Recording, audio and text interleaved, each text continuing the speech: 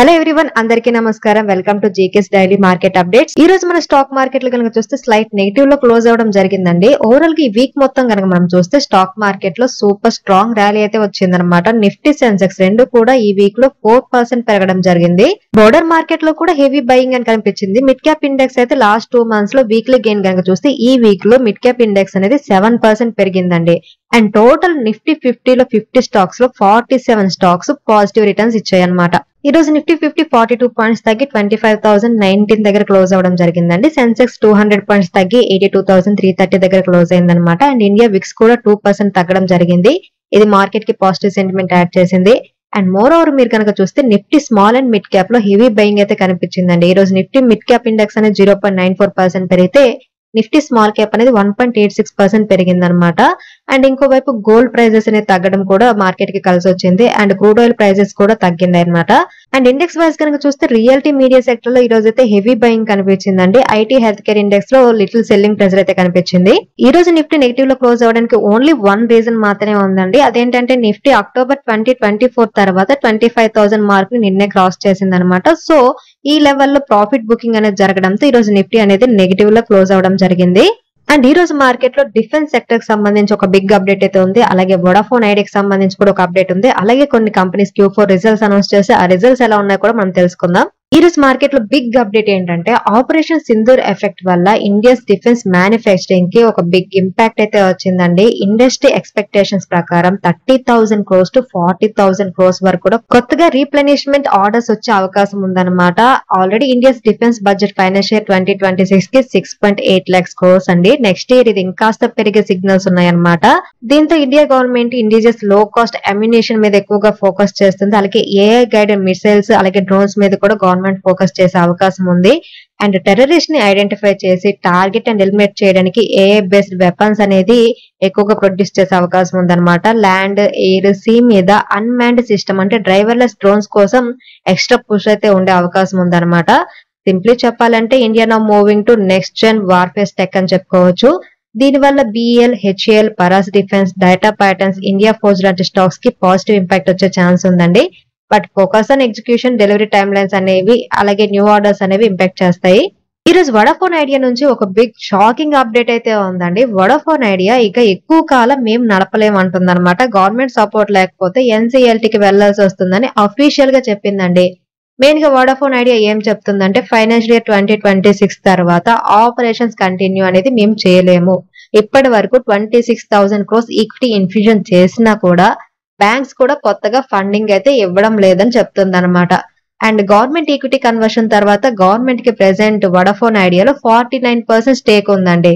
And company ఇప్పటికీ government కి 1.95 lakh crores అనేది అమౌంట్ పే చేయాల్సి ఉందన్నమాట. ఇది టోటల్ గా AGR dues plus spectrum dues అనమాట. అండ్ వోడాఫోన్ ఐడియా ఇప్పుడు సుప్రీం కోర్ట్ లో ఫ్రెష్ గా ప్లీ కూడా ఫైల్ చేసింది. ఈ ప్లీలో వోడాఫోన్ ఐడియా ఏజీఆర్ డ్యూస్ విషయంలో ఇంట్రెస్ట్ ప్లస్ పెనాల్టీ అనేది మాఫీ కోరుతుంది అనమాట. అండ్ ఇంకోవైపు వోడాఫోన్ ఐడియా ఫైనాన్షియల్స్ అనేవి ఇప్పటికే చాలా వీక్ గా ఉన్నాయండి. Vodafone idea 5G roll out చేయాలి, బట్ కంపెనీ దగ్గర క్యాపిటల్ లేదు. కంపెనీకి క్యాపిటల్ కావాలి. అండ్ డెట్ రీపేమెంట్ చేయాలి, కానీ అది చేయలేని పొజిషన్ లో కంపెనీ ఉందన్నమాట.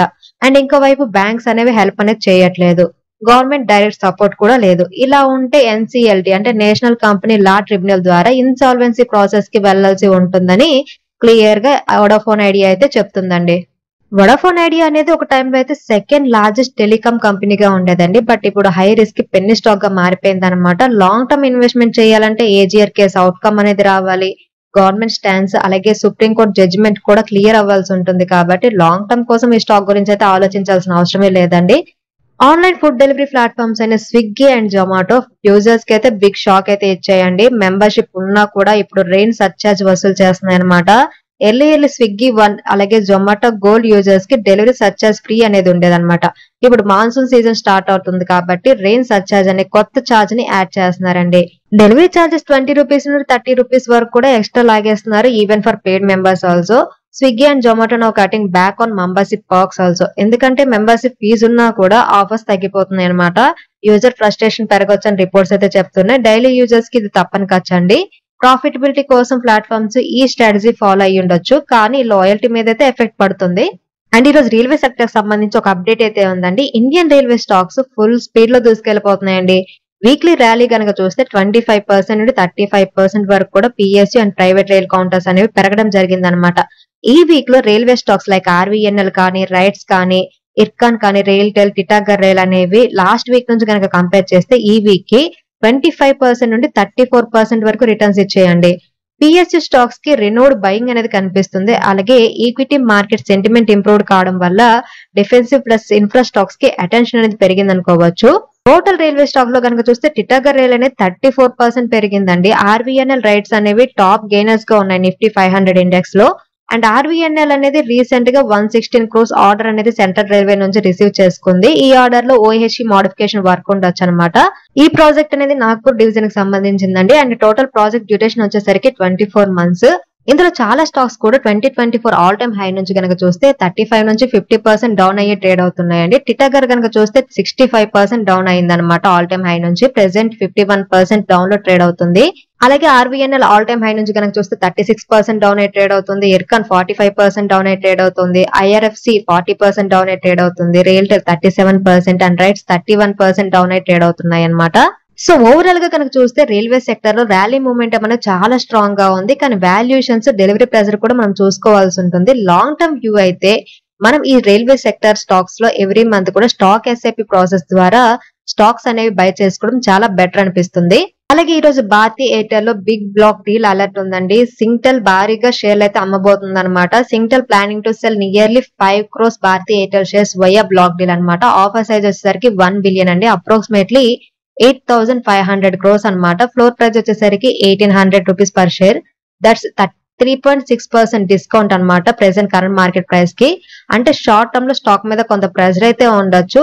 లార్జ్ బ్లాక్ డీల్స్ అంటే సప్లై ఇంక్రీజ్ అవుతుంది, షార్ట్ టర్మ్ వాలిటిలిటీ పాసిబిలిటీ ఉంటుంది. But fundamentals of Bharti Airtel remain strong కాబట్టి especially in 5G after growth space లో లాంగ్ టర్మ్ ఇన్వెస్టర్స్ కొంచెం అబ్జర్వ్ చేయాల్సి ఉంటుంది. డిస్కౌంట్ ప్రైస్ లో ఎంట్రీ అవకాశాలు వస్తే ఇదొక మంచి ఆపర్చునిటీ అయ్యే ఛాన్సెస్ అయితే ఉన్నాయన్నమాట. అండ్ ఈ రోజు మార్కెట్ లో ఇంకొక అప్డేట్ ఏంటంటే అద్వైత్ ఎనర్జీ ట్రాన్సిషన్ డివిజన్ కి ఒక బిగ్ ఆర్డర్ వచ్చిందండి. టోటల్ గా ఈ ఆర్డర్ అనేది కంపెనీ రెవెన్యూలో 40% అడిషన్ చేస్తుంది అనమాట. ఈ కంపెనీకి 130 crores న్యూ ఆర్డర్ అయితే వచ్చిందండి. ఈ కంపెనీ మార్కెట్ క్యాప్ కనుక చూస్తే 1,620 crores అనమాట. ఈ ఒక్క ఆర్డర్ వల్ల కంపెనీ ఇయర్లీ రెవెన్యూలో 40% అడిషన్ అయ్యే ఛాన్సెస్ ఉన్నాయి. ఎనర్జీ, ఇన్ఫ్రా అలాగే గ్రీన్ ట్రాన్స్మిషన్ లో కంపెనీకి స్ట్రాంగ్ పొజిషన్ అయితే ఉందన్నమాట. ఆర్డర్ డీటెయిల్స్ అయితే ఇంకా పూర్తిగా రాలేదు, కానీ ఇది మ్యాసివ్ సెంటిమెంట్ బూస్ట్ అనుకోవచ్చు. స్మాల్ క్యాప్ లో ఈ రేంజ్ లో ఆర్డర్ ఇన్ఫ్లో అంటే సీరియస్ గ్రోత్ విజిబిలిటీ కనిపిస్తుంది. అండ్ ఎగ్జిక్యూషన్ స్పీడ్, మార్జిన్స్ ఇప్పుడు ఫోకస్ అవ్వాల్సి ఉంటుంది అనమాట. గ్రీన్ ఎనర్జీ, ఇన్ఫ్రా మీద గవర్నమెంట్ ఫోకస్ ఉన్న టైంలో ఇది ఒక కీ ట్రిగ్గర్ అయ్యే అవకాశం ఉందండి. అండ్ ఈ రోజు ఎల్టీఎం మైంట్రీ నుంచి ఒక బిగ్ అప్డేట్ అయితే ఉందండి. ఎల్టీఎం మైంట్రీ $450 million డీల్ అనేది ఫైనలైజ్ చేసింది అనమాట. యూరో బ్యాంక్, ఫెయిర్ ఫ్యాక్స్ తో కలిసి సైప్రస్ లో డిజిటల్ ఇన్నోవేషన్ హబ్ ఎయిర్పోర్ట్ కి రెడీ అవుతుంది అనమాట. ఈ పార్ట్నర్షిప్ ద్వారా యూరోపియన్ మార్కెట్ కి డిజిటల్ టెక్ సర్వీసెస్ అయితే అందించబోతుంది. యూరోప్ లో ఎల్టీఎం మైంట్రీ ప్రెజెన్స్ అనేది పెంచే దిశగా ఇది ఒక కీలకమైనది అనమాట. బ్యాంకింగ్, ఇన్సూరెన్స్ అలాగే డిజిటల్ ట్రాన్స్ఫర్మేషన్ సర్వీసెస్ కోసం ఇది ఒక స్ట్రాంగ్ ఆపర్చునిటీ అని చెప్పుకోవచ్చు. Euro bank and Fairfax support వల్ల క్రెడిబిలిటీ కూడా స్ట్రాంగ్ అవుతుంది. లాంగ్ టర్మ్ గ్రోత్ స్ట్రాటజీలో ఎల్టీఎం మైంట్రీ అగ్రెసివ్ అప్రోచ్ అయితే తీసుకుంటుంది అనమాట. ఇంటిగ్రేషన్, ఎగ్జిక్యూషన్ స్పీడ్ అనేది కీ ఫ్యాక్టర్ గా మారబోతుంది. యూరోప్ టెక్ డిమాండ్ బ్యాక్గ్రౌండ్ లో ఇది ఒక స్ట్రాంగ్ ట్రిగ్గర్ అవ్వచ్చు. ఈ రోజు ఫెర్టిలైజర్స్ అండ్ అగ్రోకెమికల్ స్పేస్ లో ఉన్న ధనుక అగ్రిటెక్ Q4 రిజల్ట్స్ అయితే అనౌన్స్ చేసిందండి. స్ట్రాంగ్ పర్ఫార్మెన్స్ అయితే చూపించింది అనమాట. నెట్ ప్రాఫిట్ కనుక చూస్తే ఇయర్ ఆన్ ఇయర్ 28.8% పెరిగింది. 76 crores పోస్ట్ చేయడం జరిగింది. అలాగే రెవెన్యూ కూడా ఇయర్ ఆన్ ఇయర్ కనుక చూస్తే 20% పెరిగిందండి. 442 crores పోస్ట్ చేసింది. అండ్ ఎబిటా 37% గ్రోత్ ఉంది year on year. 109.8 crores post చేసింది. అండ్ ఎబిటా మార్జిన్ అనేది కూడా 21.8% నుండి 24.8% కి పెరిగింది. స్ట్రాంగ్ ఆపరేషనల్ లెవరేజ్ అనేది కనిపిస్తుంది అనమాట. గుడ్ మాన్సూన్ సెంటిమెంట్ అలాగే హయ్యర్ ప్రొడక్షన్ మిక్స్ అనేది ఈ కంపెనీ గ్రోత్ కి హెల్ప్ అయింది అనుకోవచ్చు. ఆగ్రో ఇన్పుట్ డిమాండ్ అనేది బాగా పెరిగింది. మెయిన్ గా కంపెనీ ఏంటంటే high margin crop protection products మీద ఫోకస్ చేస్తుంది. బెటర్ కాస్ట్ కంట్రోల్ అనేది హయ్యర్ ప్రాఫిటబిలిటీకి హెల్ప్ చేసింది అనుకోవచ్చు. ధనుక అనేది ప్రెసెంట్ కన్సిస్టెంట్ పర్ఫార్మర్ గా ఉందండి. రూరల్ డిమాండ్ పికప్ అలాగే మాన్సూన్ ఫోర్కాస్ట్ అనేది కీ రోల్ ప్లే చేసే అవకాశం ఉంది. Long term investors can keep this on agri theme watch list అండి. అండ్ ఈ రోజు ఇంకొక కంపెనీ అయిన జూబ్లియంట్ ఫార్మోవా కూడా Q4 రిజల్ట్స్ అయితే అనౌన్స్ చేసిందండి. సూపర్ టర్న్ అరౌండ్ అని చెప్పుకోవచ్చు. కంపెనీ నెట్ ప్రాఫిట్ కనుక చూస్తే లాస్ట్ ఇయర్ ఈ కంపెనీ 58.6 crores లాస్ ని పోస్ట్ చేసిందండి. ఇప్పుడు 153.6 crores ప్రాఫిట్ ని పోస్ట్ చేసింది అనమాట. సో ఇయర్ ఆన్ ఇయర్ కనుక చూస్తే స్ట్రాంగ్ కంబ్యాక్ అనేది కనిపిస్తుంది. అలాగే రెవెన్యూలో ఇయర్ ఆన్ ఇయర్ 9.7% గ్రోత్ ఉంది. 1929 crores పోస్ట్ చేసింది. అండ్ ఎబిటా కనుక చూస్తే 27.3% జంప్ అయ్యి 345 crores పోస్ట్ చేసింది. అండ్ ఎబిటా మార్జిన్ అనేది 15.4% నుండి 17.9% కి పెరిగింది. సో ఆపరేషన్ పర్ఫార్మెన్స్ అనేది చాలా మంచిగా ఇంప్రూవ్ అయిందని చెప్పుకోవచ్చు. స్పెషాలిటీ ఫార్మా అలాగే కాంట్రాక్ట్ రీసెర్చ్ నుంచి మంచి రిటర్న్స్ అయితే వచ్చాయి. Cost control plus demand recovery వల్ల ప్రాఫిటబిలిటీ అనేది స్ట్రాంగ్ అయిందనమాట. సో నా జూబ్లియంట్ ఫార్మోవా నా బ్యాక్ ఆన్ ది రాడర్ అని చెప్పుకోవచ్చు. లాంగ్ టర్మ్ ఇన్వెస్టర్స్ కి అయితే ఇది ఒక టర్న్ అరౌండ్ స్టోరీ అవ్వచ్చండి. ఫ్యూచర్ పర్ఫార్మెన్స్ కన్సిస్టెంట్ గా ఉంటే స్టాక్ లో పికప్ అనేది బాగా ఉండే అవకాశం ఉంది. అండ్ ఈ రోజు మన జీకే వైల్డ్కే పోర్ట్ఫోలియో ఉన్న one of the stock Nava limited కూడా Q4 రిజల్ట్స్ ఇచ్చిందండి. ప్రాఫిట్స్ అండ్ రెవెన్యూ అయితే పెరిగాయి, బట్ మార్జిన్స్ మాత్రం తగ్గాయి అనమాట. నెట్ ప్రాఫిట్ కనుక చూస్తే company year on year growth కనుక చూస్తే 13.6% ఉంది. 206 crores నుంచి 234 crores నెట్ ప్రాఫిట్ పోస్ట్ చేయడం జరిగింది. అండ్ రెవెన్యూ అనేది 10.2% గ్రోత్ ఉంది. 1018 crores పోస్ట్ చేసింది. అండ్ కంపెనీ ఎబిటా కనుక చూస్తే ఇయర్ ఆన్ ఇయర్ అనేది చాలా ఫ్లాట్ పర్ఫార్మెన్స్ అండి. జస్ట్ 0.1% డౌన్ అయ్యి 381.3 crores పోస్ట్ చేయడం జరిగింది అనమాట. అండ్ ఎబిటా మార్జిన్ కనుక చూస్తే 41.3% నుండి 37.5% కి తగ్గడం జరిగింది. మార్జిన్స్ అయితే పడిపోయాయి. దీనికి మెయిన్ గా కాస్ట్ ప్రెజర్ ఎఫెక్ట్ అయ్యి ఉండొచ్చు అనమాట. నవాకి సంబంధించిన power and ferro alloy business అనేది స్టడీగా ఉందండి, కానీ మార్జిన్స్ తగ్గడం వల్ల ప్రాఫిటబిలిటీ మీద లిటిల్ ప్రెజర్ అయితే పడొచ్చు. ఎబిటా స్టేబుల్ అయినా కూడా మార్జిన్ కాన్స్టెంట్స్ అంటే ఆపరేషన్ కాస్ట్ పెరిగినట్టు కనిపిస్తుంది. ఓవరాల్ పర్ఫార్మెన్స్ అనేది మోడరేట్ గా ఉంది. అండ్ ఈ రోజు అనదర్ కంపెనీ అయిన యూరెకా ఫోర్బ్స్ కూడా Q4 రిజల్ట్స్ అయితే అనౌన్స్ చేసిందండి. Q4 నంబర్స్ అనేవి క్లీన్ వాటర్ లాగా సైన్ అవుతున్నాయి అనమాట. ప్రాఫిట్ ఎబిటా మార్జిన్స్ అన్ని కూడా క్లారిటీగా కనిపిస్తున్నాయండి. కంపెనీ నెట్ ప్రాఫిట్ కనుక చూస్తే ఇయర్ ఆన్ ఇయర్ 134% గ్రోత్ ఉందండి. 21 crores నుంచి 50 crores కి పోస్ట్ చేయడం జరిగింది. సో ఇది స్ట్రాంగ్ టర్న్ అరౌండ్ అని చెప్పుకోవచ్చు. అలాగే రెవెన్యూలో 10.7% గ్రోత్ ఉంది year on year. 612 crores post చేసింది. అండ్ ఎబిటా కనుక చూస్తే 44.7% గ్రోత్ ఉంది. 77 crores పోస్ట్ చేసింది.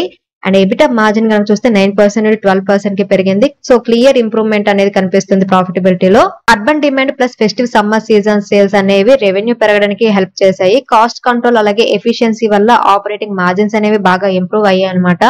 Brand loyalty and market position అనేది సపోర్ట్ చేసాయి అనుకోవచ్చు. కన్సిస్టెంట్ ఎగ్జిక్యూషన్స్ తో యూరెకా ఫోర్బ్స్ అనేది ఇప్పుడు స్ట్రాంగ్ ట్రాక్ లో అయితే ఉందండి. ఎబిటా మార్జిన్స్ ఇంప్రూవ్ కావడం అనేది పాజిటివ్ సైన్ అనమాట. సో ఓవరాల్ గా కంపెనీ Q4 నెంబర్స్ కనుక చూస్తే మ్యాసివ్ నెంబర్స్ అని చెప్పుకోవచ్చు.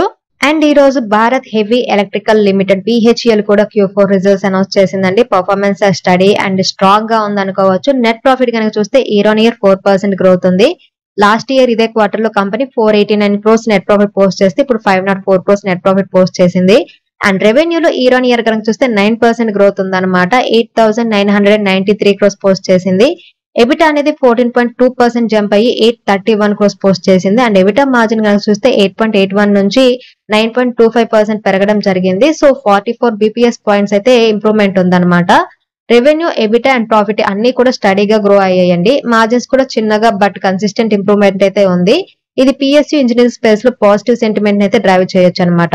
BHEL power and infra capex ని స్ట్రాంగ్లీ రిఫ్లెక్ట్ చేస్తుంది. షార్ట్ టర్మ్ మూమెంటం అనేది పాసిబిలిటీ ఉంటుంది. లాంగ్ టర్మ్ అవుట్లుక్ కోసం అయితే ఆర్డర్ బుక్ విజిబిలిటీ అలాగే మనం ఎగ్జిక్యూషన్ స్పీడ్ కూడా చెక్ చేసుకోవాల్సి ఉంటుంది. ఓవరాల్ గా కంపెనీ Q4 నెంబర్స్ అయితే గుడ్ నెంబర్స్ అయితే పోస్ట్ చేసింది అనుకోవచ్చండి. సో ఇవి ఈ రోజు మార్కెట్ లో అప్డేట్స్ అండి. అండ్ ఈ రోజు నిఫ్టీ టెక్నికల్ లెవెల్స్ కనుక చూస్తే మనం ఏదైతే నిన్న 25,140 కీ లెవెల్ అనుకున్నామో ఆ లెవెల్ ని ఈ రోజు నిఫ్టీ అయితే క్రాస్ చేయలేకపోయింది. సో ఓవరాల్ గా ఈ రోజు నిఫ్టీ అయితే కన్సాలిడేట్ అయ్యిందండి. ఈ రోజు నిఫ్టీ స్పాట్ క్లోజ్ అయిన లెవెల్స్ ప్రకారం 19th May 2025 కి నిఫ్టీ సపోర్ట్ లెవెల్ కనుక మనం చూస్తే 24,950 దగ్గర, అలాగే 24,880, అలాగే 24,800 దగ్గర నిఫ్టీకి సపోర్ట్ లెవెల్స్ అయితే ఉన్నాయన్నమాట. అండ్ రెసిస్టెన్స్ లెవెల్ కనుక చూస్తే 25,100 అండ్ 25,180 అండ్ 25,250 దగ్గర రెసిస్టెన్స్ లెవెల్స్ ఉన్నాయండి. అండ్ డైలీ వీక్లీ ట్రెండ్ ప్రకారం కనుక చూస్తే నిఫ్టీ కనుక 25,070 అబోవ్ మార్క్ ఓపెన్ అయ్యి ట్రేడ్ అయితే లాంగ్ పొజిషన్స్ కి వెళ్ళొచ్చండి. టార్గెట్ వచ్చేసరికి 25,280 అనమాట. అంతవరకు కూడా 25,070 మార్క్ క్రాస్ అవనంత వరకు కూడా ఎటువంటి లాంగ్ పొజిషన్స్ అయితే తీసుకోకపోవడం మంచిది అనమాట. ఇన్ కేస్ 24,960 బిలో గనక ట్రేడ్ అయిందంటే షార్ట్స్ కి వెళ్ళొచ్చు. టార్గెట్ వచ్చేసరికి 24,670 అండి. ఇది ఈ రోజు వీడియో అండి. ఈ వీడియో కేవలం ఎడ్యుకేషన్ పర్పస్ మాత్రమే చేసింది. Thank you for watching. Have a good day.